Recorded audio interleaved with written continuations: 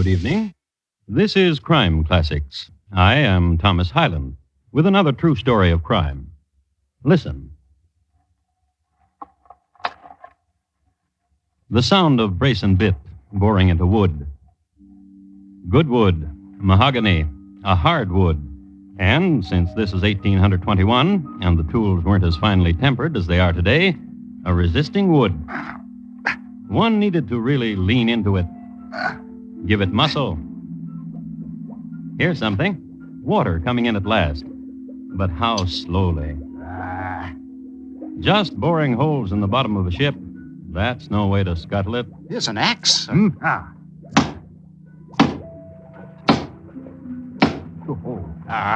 Yeah. As I said, mahogany is a good, hard wood, fine for ship's keels. Doesn't hold up under an axe, though. Here comes the Atlantic Ocean.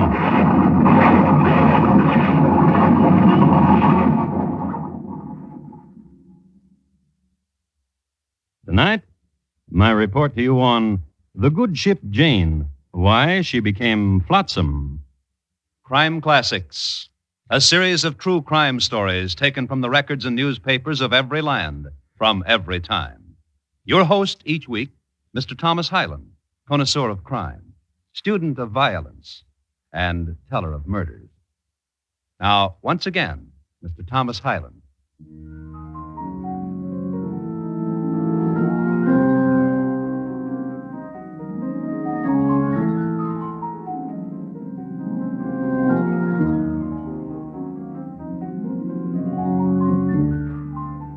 Let's talk about schooners for a moment. The first one ever built was in Gloucester, Massachusetts, in 1713 by Captain Andrew Robbie Robinson. The schooner is a fore and aft rigged vessel and was much used in fishing in its earliest days. However, it was soon used as an ocean trader, taken as it was into the hearts of ship owners, since it used a smaller crew. The vessel that concerns us here is Jane of Gibraltar, brig-rigged fore and schooner-rigged aft. She'd carry from 90 to 120 tons and had seen service on all of the 7 seas. The Jane was weighing anchor at Gibraltar.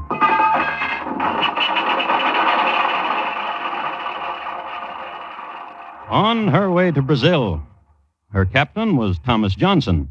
Her cabin boy, a youth from Malta named Andrew Camelier. And in the captain's cabin, 10 pipes of sweet oil, 120 barrels of beeswax, 14 round jars of fine oil. Boy, Yes, Captain? how old are you, boy? 16, sir. You understand the promise I made to your father, boy? That I would return you a man? Yes, sir. Continue with the manifest, boy. 300 oblong jars of olives, 14 boxes of raisins, 19 bolts of silk. Boy, Yes, sir. your father said you were meek, too long, milk fat, and soft. We'll harden you, boy. Put leather where now there's down on your cheek. Shall I go on with Boy, Yes, sir. salten that blonde hair of yours with sea spray and muscle those thin arms. Boy, Yes, sir. what have you got in your hand? Your watch, sir. I know it's my watch, and I know it was right here on my desk a minute ago. Well, I fidget, sir. So your father told me. Put the watch down. Yes, sir. My father also gave me a book called Tales of the Ocean Never Sea. mind that. The one with the manifest. That's all except the dollars, sir. Read the manifest, boy. 6 18-gallon casks and one of about 9 and one of about 7 gallons. All filled with Spanish dollars to the number of 38,000. All the above to be delivered to Jose Miguel de Faria, Bahia, Brazil. You watch your P's and Q's, boy. Stop fidgeting! Yes, sir.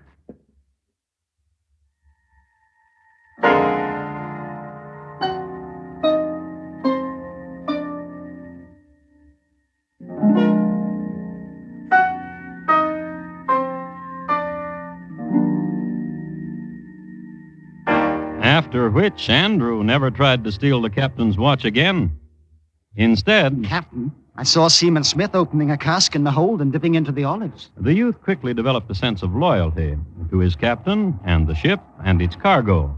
And the captain sensed it, Good boy.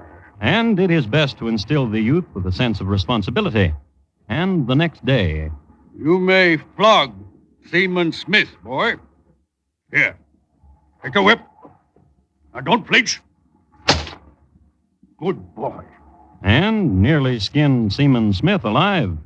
A youth 2 weeks at sea and manhood busting through all over. Yet with a streak of gentleness. Mate Hyman, Yeah? I came down here to cruise quarters to see how Seaman Smith feels. I've seen whipping before, lad, but I got to hand it to you. You're a scientific whipper, you are. Isn't that the truth, Frenchie? Oui. Yeah. Oh, Frenchie's seen whipping, too. Oui. You're a one, you know that, lad? Rumply blonde-hair boy like you with cherub face and a whipper like you. I didn't want to do it. Captain ordered me. I'm so sorry, Mr. Smith. Can't hear you, laddie. Tell him how sorry I am I had to flog him unconscious. There's a question I'd like to be asking you, lad. Yes, sir? Because the crew's all asking it. How did the captain know in the first place that Smitty there was thieving? You tell, Captain, little pink cheeks. Please, Please what? leave me alone. Snitcher, ain't you, You Pinky? leave me alone, or Oh, what? You see this knife, don't you? You see this knife, don't you? Please leave me alone. Look at him, Frenchie. Look at him with the knife. Oui. Funny, ain't it? Well, I'm going to tell you what, laddie. Playing with knives, you be, eh? Well, now I'll be playing, too. A sticking game.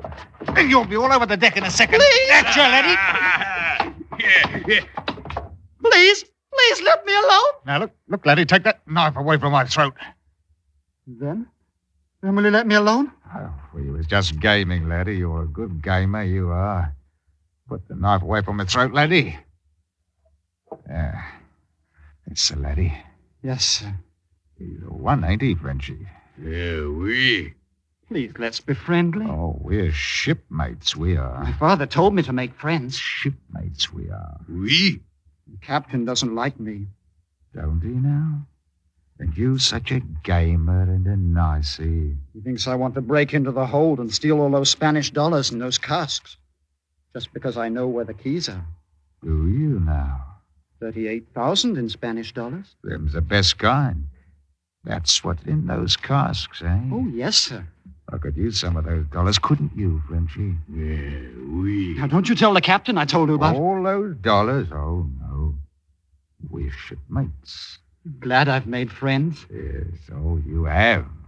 But Mr. Patterson doesn't like me either. He's with the captain all the time and takes watch over him when he sleeps. And Mr. Patterson don't know true quality in a lad. Mr. Patterson's outside the captain's cabin right now. Such a black night. He hates me. And we your friends. Come along, Frenchie.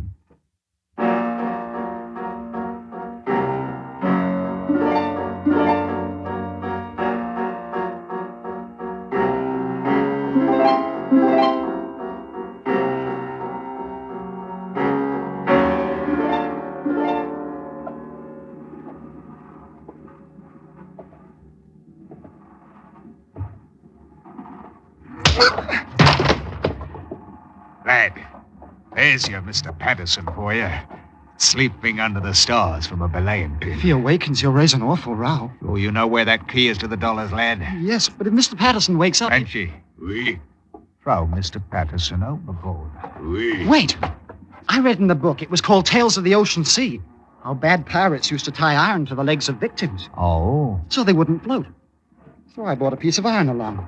Here it is. Frenchie, lash the iron to Mr. Patterson's leg so he won't float. Oui. Let's to see the captain now, lad. Yes, sir.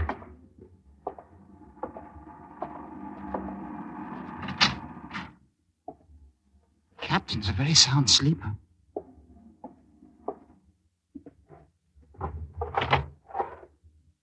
Here's his gun. Be careful how you point it.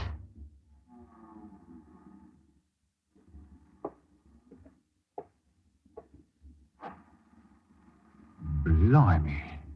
Shot the captain right between the eyes. That's what you did, lad. Right between the eyes, I tell you.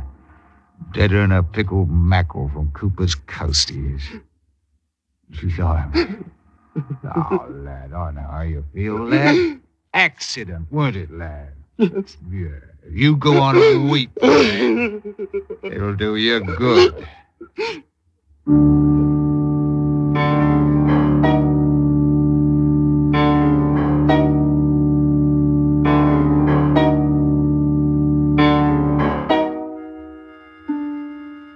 That night, Andrew cried his heart out. So forlorn was he for having shot his father's friend and his captain that he did not venture above deck. And that's where all the activity was.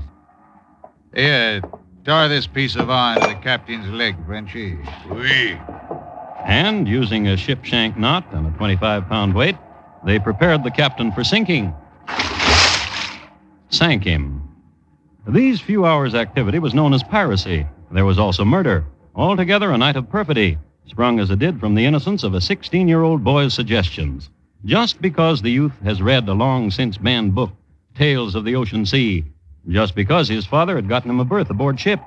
Just because his father wanted to make a man of him. But Andrew still had a long way to go. Boy. Never knew a soul could ache one like this. But it can. Oui. Where's the key to the dollars, boy? There. Beneath the captain's pillow. Frenchy. Oui. Now we'll fetch... Wait! Yes, lad. What did you do with the captain? As we did with Mr. Patterson. Now there are 8 of us. But Smitty cannot work. No, not since the flogging you give him. Have you noticed that Mr. Strawn is feeble and recovers poorly from his drinking? It's true.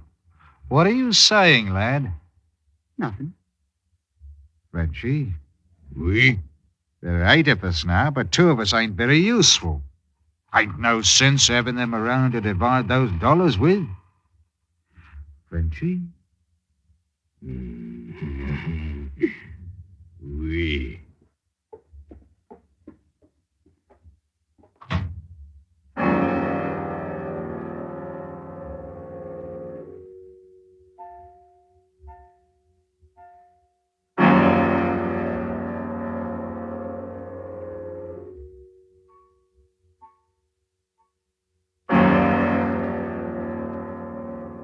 What Mr. Hyman and Frenchy did was unlock that section of the hold where the dollars were kept, remove the casks, and insert 2 of their shipmates, Mr. Smith and Mr. Strawn.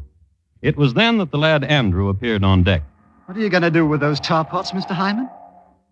Fire them and lead the smoke into the hold where Smitty and Strawn are? Why, then they'd suffocate. Frenchy? Oui.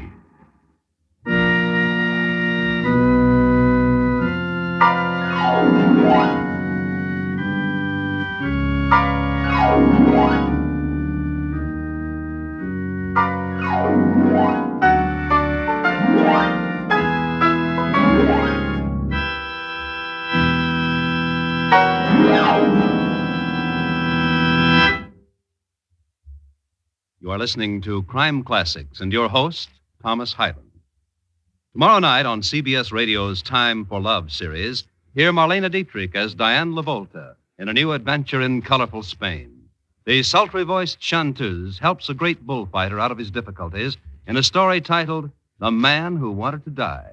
Remember, tomorrow and every Thursday night on most of these same stations, the Star's Address brings you Marlene Dietrich in Time for Love. And now, once again, Thomas Hyland and the second act of Crime Classics and his report to you on the good ship Jane, why she became Flotsam.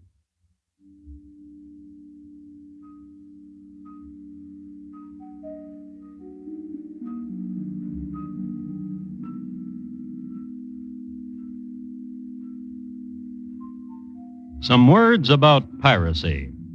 Next to being a sailor, being a pirate is man's oldest profession since he took to the sea. There is literature concerning this type of criminality all the way back to the Phoenicians. The Vikings were great pirates, and you'll be interested to know that during the Roman civil wars, the city itself was all but starved to death by the incursion of the old Etruscan pirates. Now, many of you undoubtedly think that piracy is a matter of the crew of one ship plundering another. Not so. As far back as the plunder of the barkentine Athena in 1702, the Admiralty ruled that a crew which mutinies and murders its captain and plunders its cargo and steers the vessel off course, perhaps toward a different continent, a crew which does these things is lumped under the heading of pirates. Therefore, the crew of the schooner Jane of Gibraltar were pirates. Of this, there can be no doubt. And I say let's take it to Africa, mates. Then Africa it is. Helmsman, change your course. South by southeast. Aye, south by southeast. Africa it is, lads, with Spanish dollars to fling and Spanish dollars to spend. Lad, Andrew, Yes, Captain? you're nearly done, lad. Aye, Captain. Each of us, now that we are 6, will receive $6,300. Ah, you hear that, lads? 6,300 Spanish dollars for each of us. Oh, Morocco, Tangiers, Cairo. Captain? Oh, you like Africa, you bonny lad. Whoa, the sights I can show you. And you, the curly-headed, blondie lad you are, you'll have the ladies nippier than Thurston's kitty. Captain. Yes, lad. The African seas are filled with pirates. What are you saying, lad? I've heard. Corsairs from Tripoli and Turks and Saracens. And what? I'm frightened. Well, then be frightened, lad. What do you expect us to turn tail about and go to England, maybe, or... Scotland. Scotland? With their lonely shores and their long, lonely beaches, we could get ashore and nobody would know what. Wouldn't be any pirates either. Oh, no. Scotland! Bonnie Scotland! Oh, yes. Yeah, Scotland it is. Helmsman, change your course. North or northwest? Aye, north by northwest.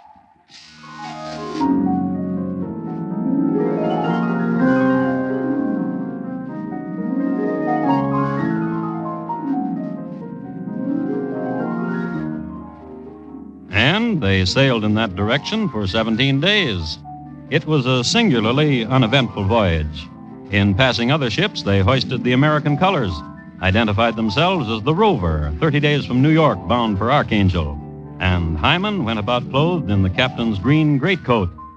The boy Andrew stayed below most of the trip, reading. But one day, when Hyman brought him his breakfast, the boy looked up from his book and he said, When are you going to give orders to scuttle the ship, Captain? Scuttle it, lad. Else there'll be surely someone in Scotland who'll recognize the ship as a Jane and ask of the captain. Scuttle it, I say. Off the Cape of Stornoway. Off the Cape of Stornoway. And 2 nights later, within sight of the Scottish coast at Stornoway, you remember, Hyman began to drill holes in the bottom of the boat. Here's an axe. Oh. Yeah. Sir, What is it, you bonny lad? I think you should give orders to man the longboat.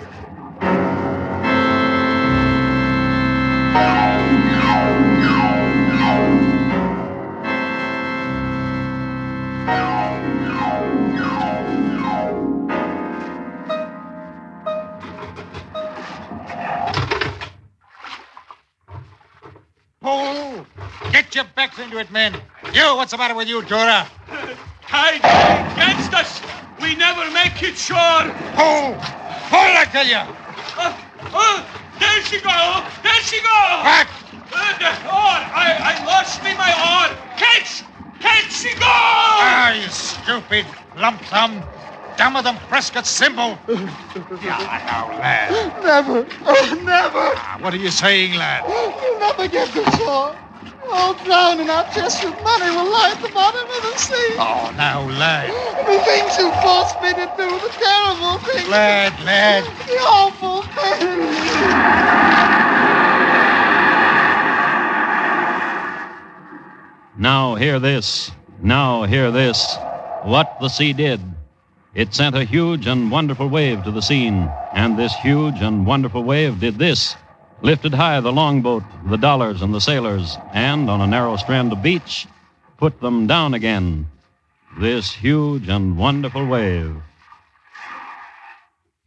Phew, blimey. Hey, ain't this something, Frenchy? Oui. Wave tossing us, boat and all right to shore. Lad, Andrew, lad, Yes? we're saved. Yes. Yes, we're saved. We're saved. Give a cheer, lads. We're saved. And it's this bonny lad that's the cause of it all. This lad, this Andrew. This curly, blondling Andrew lad. Oh, lad, 'tis a great and good luck thing to know you. To sail with your likes. Thank you. Thank you, he says. Hey, such a lad you are.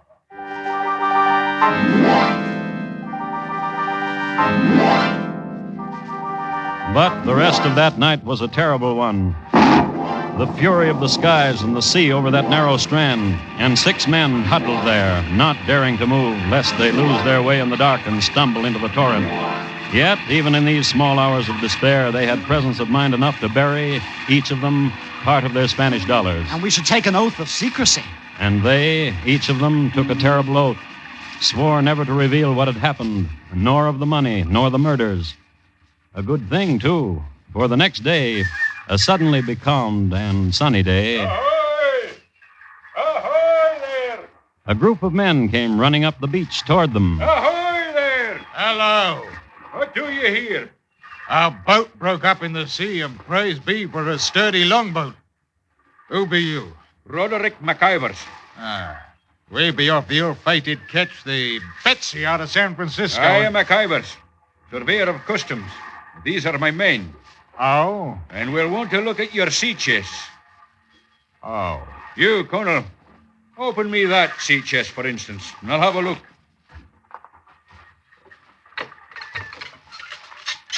Now we'll see. Now, what's this? Dollars now. Huh. Spanish dollars. Now you, Please, sir. how come a blondling boy like you is so scurvy lookers, eh? Please, sir. Colonel, stand guard here while I fetch a brace of constables to this spot. This has the looks of I don't know what, but I didn't like it. Please, sir. How old be you, boy? 16, sir. There's never been a razor to my cheek. Pale yard. If I could see my father. Sir, Yes, lad?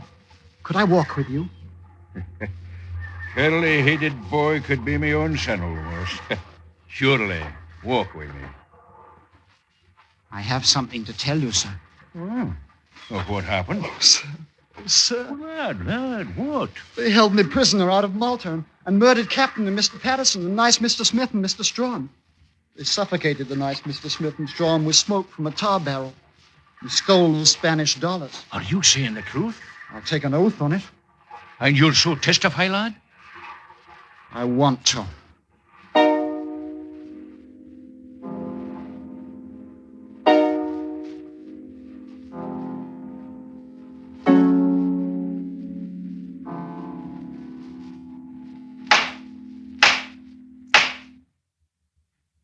Go on, lad. Continue with your story. And I struggled with Mr. Hyman with the pistol, and he overcame me and killed Captain. And then? And had that one who we call Frenchy tie iron to Captain's leg and throw him overboard. And then? Suffocated 2 others with smoke from a tar barrel. How old are you, lad? 16. My father's far away in Malta. I must tell you, boy, as a father myself and as judge in the court of law, that ne'er have I witnessed such a courageous lad as you. You are as candid a witness as e'er appeared before me. Your manners are modest, and your statements are sincere and distinct. And it is to your due that justice is trying the case of these men, Peter Hyman and the Frenchman Francois Gautier. You may step down, boy.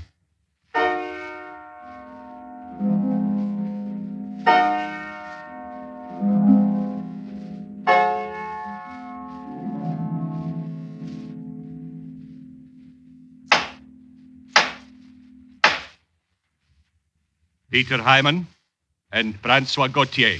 The rest of your crew has been dismissed as not guilty of the heinous crimes as charged. But the jury has found the 2 of you to be beasts of the sea and guilty as charged. Therefore, I announce to you the sentence of death, which will be forthwith put into execution.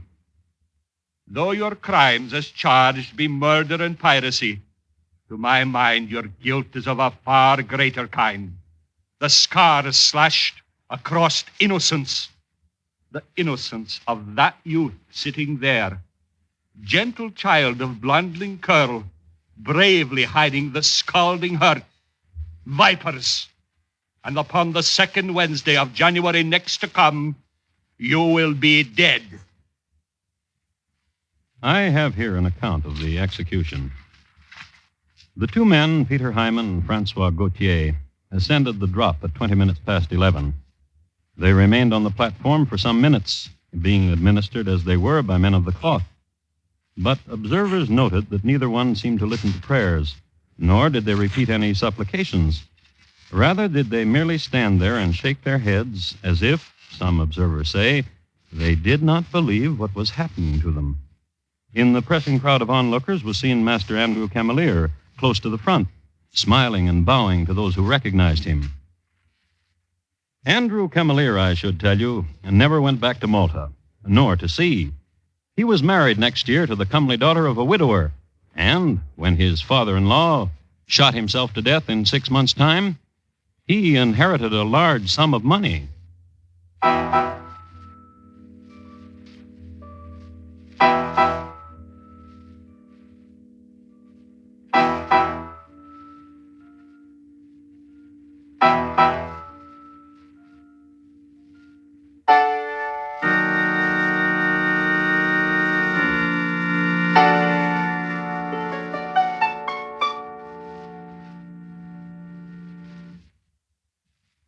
In just a moment, Thomas Hyland will tell you about next week's crime classic.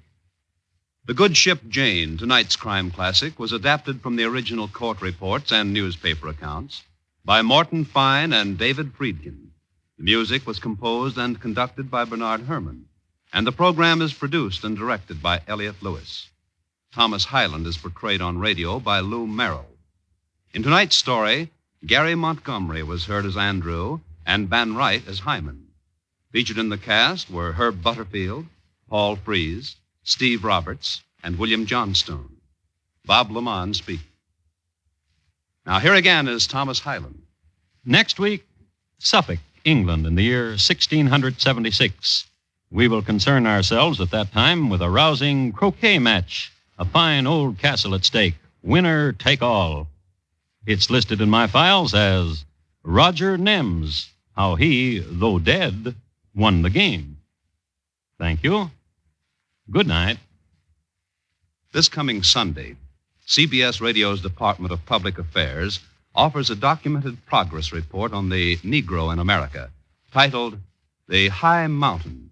Narrators will be William H. Hasty, United States Court of Appeals judge, and Admiral Alan G. Kirk. The same production team that brought you Bomb Target USA, 38th Parallel, USA Parole File 732, and other hard-hitting factual documents about life in America, now turns its attention on the High Mountain for a look at the progress and problems of the Negro in America. This Sunday, on most of these same stations.